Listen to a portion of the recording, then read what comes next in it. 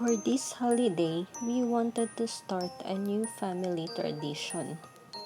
And this calendar candle will be that tradition that we wanted to stay in the family for long years. This is a simple yet meaningful addition to your decoration this year.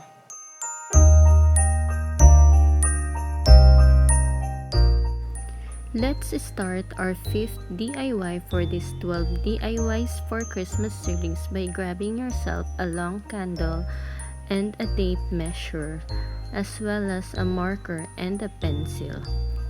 This is the easiest DIY that I can think of because all we need to do is to measure the candle and mark the candle for 25 times. My candle measures 27 centimeters, so I mark it every 1.1 centimeter to cover the 25 days of December.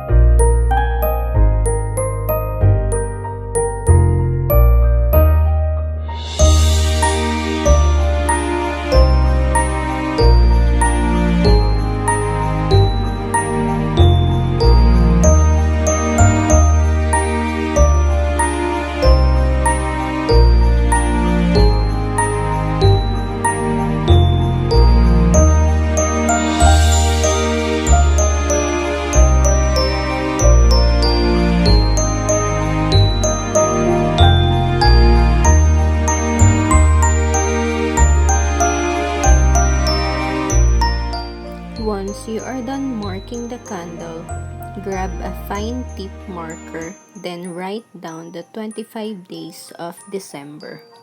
I started with day 2 because from the wick down to the edges from the top of the candle will mark as day 1.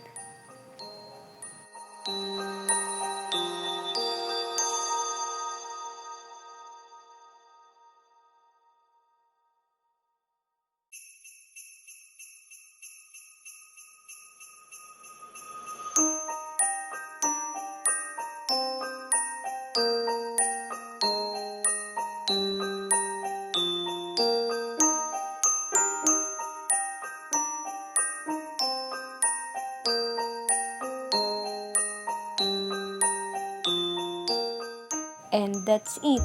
We are done doing the calendar candle.